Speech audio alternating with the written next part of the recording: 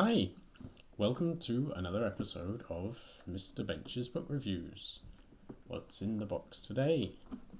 We've got... yes. It's The Tale of Peter Rabbit by Beatrix Potter. Considered to be a classic, much better than the films, but let's see how we get on. So, there's a blurb there, I'm not going to go into that. Okay. The Tale of Peter Rabbit. Once upon a time there were 4 little rabbits, and their names were Flopsy, Mopsy, Cottontail, and Peter. They lived with their mother in a sandbank underneath the root of a very big fir tree. There they are. Just so you can see the slightly poetic style typesetting here. Which I guess is supposed to guide the reader. I will comment on that if relevant. Hyphenates fir tree and sandbank, which isn't what I would do, but it is quite an old book. So I will cut them some slack there. Just seeing if I can... This says copyright 1902, so that's possible hyphens were deemed more acceptable in those days. Anyway, now, my dears, said old Mrs. Rabbit one morning, you may go into the fields or down the lane, but don't go into Mr. McGregor's garden. Your father had an accident there. He was put in a pie by Mrs. McGregor. That is accidental. So there she is. Oop, the mother, Peter, etc. Mrs. Rabbit, I guess that's the mum. It's not specified, but you can kind of gather that. They also capitalised father and put like spaces in front of punctuation marks. It is a bit weird, but you can figure it out.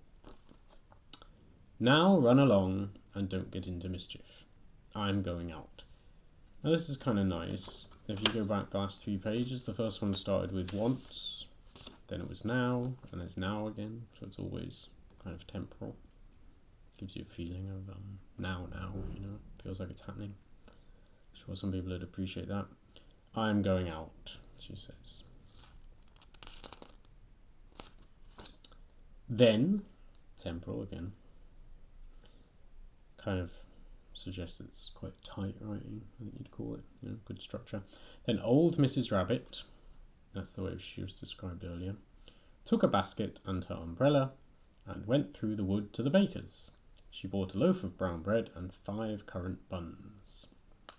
The implication is that they get a currant bun each. One nice thing here, you have a picture and it has the basket and the umbrella in it and that were referenced in the text. That's always nice. Feels consistent.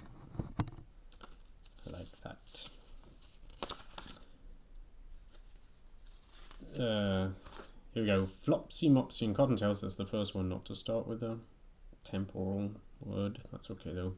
Flopsy, Mopsy, and Cottontail, who were good little bunnies, went down the lane to gather blackberries.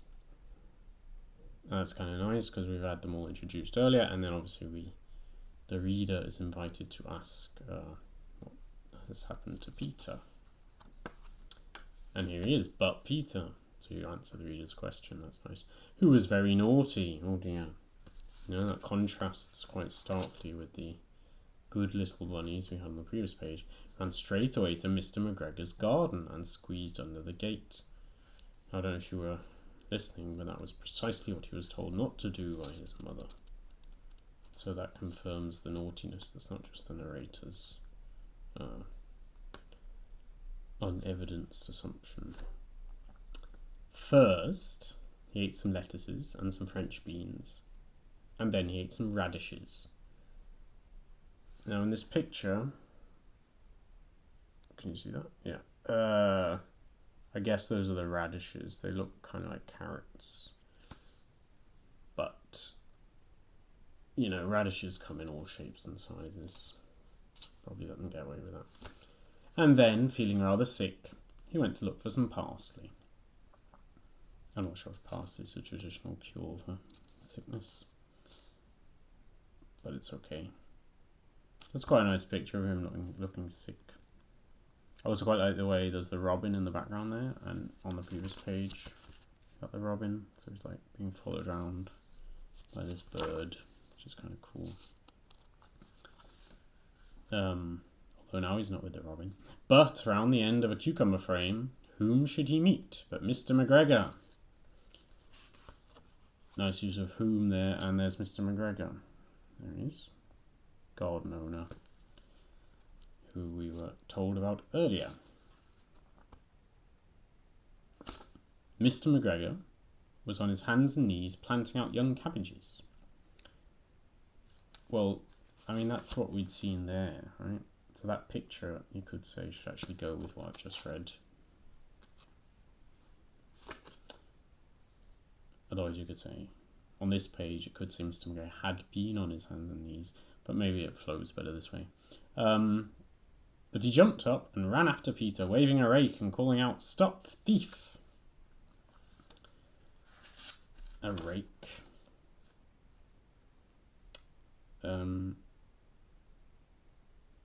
Okay. I guess he must have identified the theft somehow. Maybe he had bits of radish on him. I'm not sure where he got that rake from, but anyway. Peter was most dreadfully frightened, as you would be. He rushed all over the garden, for he had forgotten the way back to the gate. He lost one of his shoes among the cabbages, and the other shoe amongst the potatoes. And this is nice, because there's our friend the robin again, from earlier. Looking at one of Peter's shoes. I guess we should try to verify that these rabbits wear shoes. I guess they do. I guess that's a shoe. Yeah, potatoes. There's quite a varied garden in this McGregor. Because that's lettuces, radishes, cucumbers, potatoes, cabbages. And, going by the picture, possibly even carrots. After losing them, did you like these temporal phrases? It keeps the thing moving. He ran on 4 legs, which you might think is normal for a rabbit, but if you remember, this is quite nice, because if you remember this picture, you see, when you're a beshoed rabbit, you can run on 2 legs.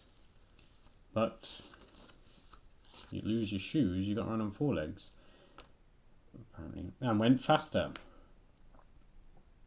Don't know the physics of bipedal running and quadrupedal running, but anyways, fast now, so that I think he might have got away altogether. This is the first time we get an I. That's the I narrator coming into it. We don't know who that is. I guess it's just Beatrix, or it could be Mrs. McGregor, who knows. If he had not, unfortunately, so there's sympathy now as well, the word unfortunately. I guess that's nice then to have the I, so the unfortunately, you know that the author's feeling sympathy with him, into a gooseberry net, yet more diversity of flora, and got caught by the large buttons on his jacket. It was a blue jacket with brass buttons, quite new. We'd seen the jacket earlier, so we knew that, but we didn't know how new it was, I suppose. It's not quite clear there whether the buttons are new or the jacket's new. Probably the whole thing was new. Oh, he's in a right state now, look. That's not the robin, there are some other birds now, I guess they're sparrows. Peter gave himself up for lost and shed big tears, but his sobs were overheard. Well, if they're big tears, you would expect them to be overheard, so you could say, therefore his sobs were overheard, but anyway, but, I guess it's but in terms of turning something that sounds bad into something that sounds positive. But his sobs were overheard by some friendly sparrows, who flew to him in great excitement and implored him to exert himself. Is that friendly? Don't know.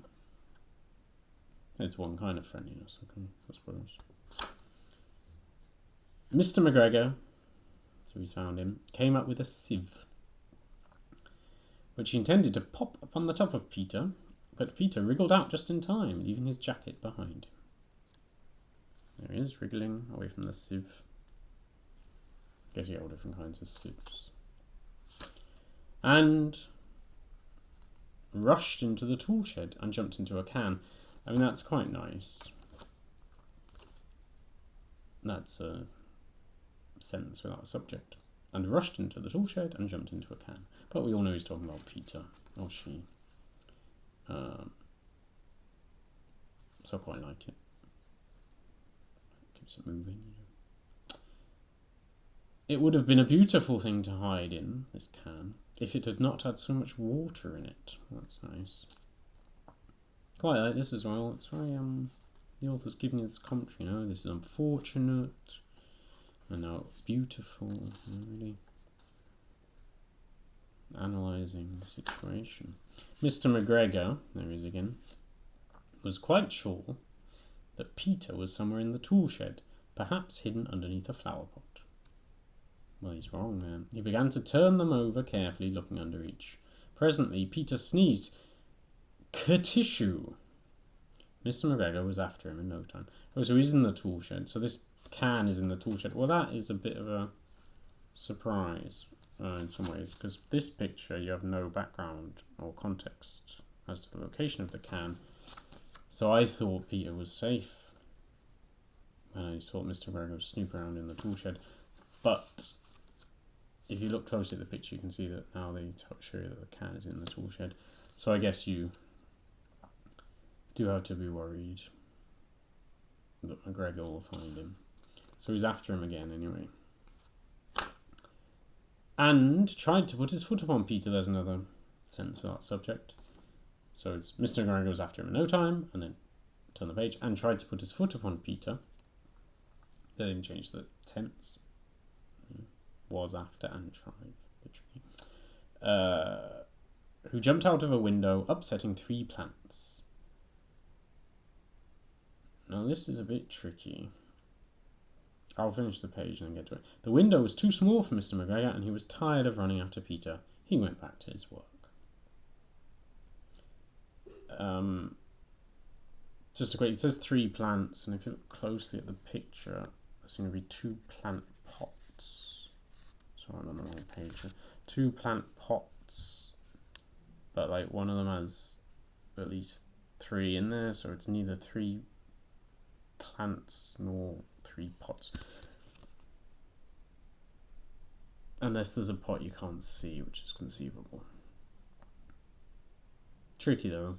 I might have made 3 very clear pots if I were doing it. But never mind. Peter sat down to rest. He was out of breath and trembling with fright. He had not the least idea which way to go. Also, he was very damp with sitting in that can. Sounds slightly dialectal. A bit of a dialect there. Could just be old-fashioned. After a time, he began to wander about, going lippity-lippity, not very fast and looking all round. I'm not sure if lippity-lippity is supposed to be the squelching sound because he's damp, or if that's just the disoriented way of walking. Lippity. That could be the sound of a damp rabbit's foot. Squelching on the ground, I'm not sure. Oh, old Robin's back, that's nice. I do like this. Maybe the Robin is the narrator. Maybe that's it. He found a door in a wall. That's Peter again. A door in a wall. Okay. That's just a door. But it was locked and there was no room for a fat little rabbit to squeeze underneath. I think that's the first time we've been told he was fat. Previously, he's been fitting through windows that McGregor couldn't. He's been getting into cans. And even very early, he squeezed under the gate. So,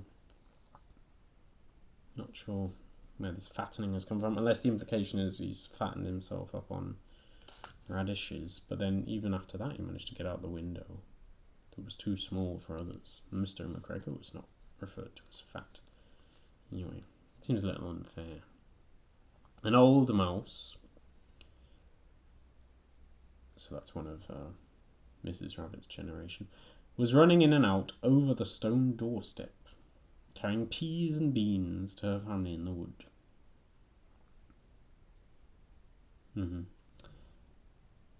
Okay. Peter asked her the way to to the gate, but she had such a large P in her mouth that she could not answer. Don't talk with your mouth full. She only shook her head at him. Peter began to cry. Well, then it's not clear, but I guess it isn't clear to Peter there what this head shaking, because you could be like going over there. Like that could be an attempted gesture of direction, or it could just be saying, no, I'm not telling you. I'm focusing on my P's. Okay, well, that's not a great interaction with the mouse, then. That's a shame. Then he tried to find his way straight across the garden, but became more and more puzzled. Presently, he came to a pond where Mr. McGregor filled his water cans. Water can? That's a weird expression. And they just called it a can earlier. I mean, nowadays we would say watering can. But okay, water can.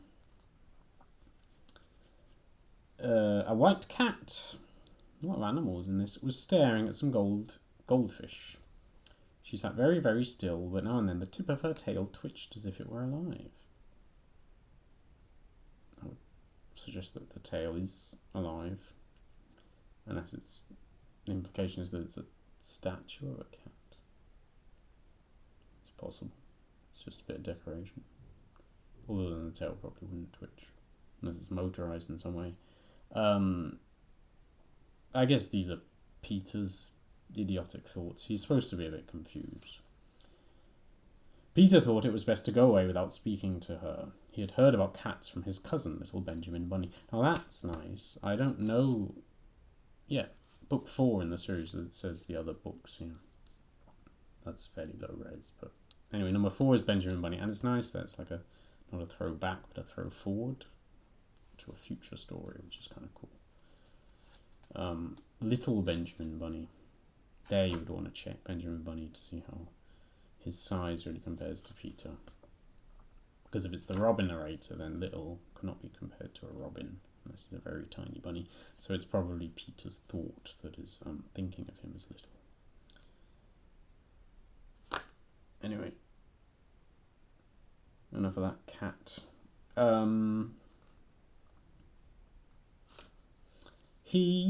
Now this he refers to Peter again, not Benjamin Bunny, which I think is fairly clear.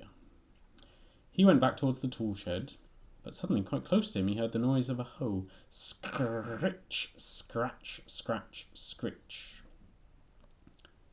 Peter scuttered underneath the bushes. But presently, as nothing happened, he came out and climbed up on a wheelbarrow and peeped over. The first thing he saw was Mr. McGregor hoeing onions. There's an enormous garden. His back was turned towards Peter, and beyond him was the gate. Oh, so he's spied the gate. That's exciting. And that's nice. There's noise of a hoe, and then he sees him hoeing onions. So that fits nicely. Beyond him was the gate. Peter got down very quietly off the wheelbarrow and started running as fast as he could go. On all fours, that's good, because we know that he runs quickly on all fours, and there he is on all fours when they say he's running fast. I like that. Along a straight walk, that means a path, behind some blackcurrant bushes. Oh, and look, our friends, the sparrows are there. There are friendly sparrows, they're watching him escape. Mr. McGregor caught sight of him at the corner, but Peter did not care. He slipped underneath the gate, nice and slim, and was safe at last in the wood outside the garden. This is a bit odd. Here you can see McGregor, it's fairly pale, but he's waving a rake again, so he's discarded his hoe, picked up a rake. Rake seems to be his tool of choice when chasing after rabbits. But no wonder he's always so slow, if he always has to go off to a shed and get an appropriate tool. Here we are. Mr. McGregor hung up the little jacket, that's Peter's, and the shoes for a scarecrow to frighten the birds. Well, that's funny, kind of. I mean, it's probably meant as a joke, because it says to frighten the birds, and it's surrounded by birds, not looking particularly perturbed. But, I mean, he's done what he could, I guess. Rabbit clothes, not very terrifying. Oh, sorry, it says to frighten the blackbirds. But at the same time, I believe those three at the bottom are blackbirds, and they don't look very scared. nor do the other birds. Peter never stopped running or looked behind him. Slightly odd grammar. Never stopped running or looked behind him. I guess you can get away with it. Till he got home to the big fir tree. He was so tired. So I'm just going to check what it said about the fir tree earlier. Is that where they lived? It was called a very big fir tree in the first page, so I guess that's the same one. He was so tired that he flopped down upon the nice soft sand on the floor of the rabbit hole and shut his eyes. His mother was busy cooking. She wondered what he had done with his clothes. It was the second little jacket and pair of shoes that Peter had lost in a fortnight. Well, that explains why it was such a new jacket. So it probably wasn't just the buttons that were new. Yep. Okay. I am sorry to say. Well, this is very authorial now. This is almost like almost sounds like the moral of the story, but it's not. I am sorry to say that Peter was not very well during the evening. His mother put him to bed and made some chamomile tea, and she gave a dose of it to Peter. 1 tablespoonful to be taken at bedtime. I guess she drank the rest herself. Otherwise, it would be fairly wasteful to only give him 1 tablespoonful. Based on that, it doesn't sound like the robin is the author, because it was shown back in the garden, and otherwise I wouldn't know what's going on in this rabbit hole. But Flopsy, Mopsy and Cottontail had bread and milk and blackberries for supper. So Peter didn't get any of that. I guess he wasn't hungry. The end. So there you go, that's Peter Rabbit, the tale of. Pretty good. Lots of nice touches like the robin.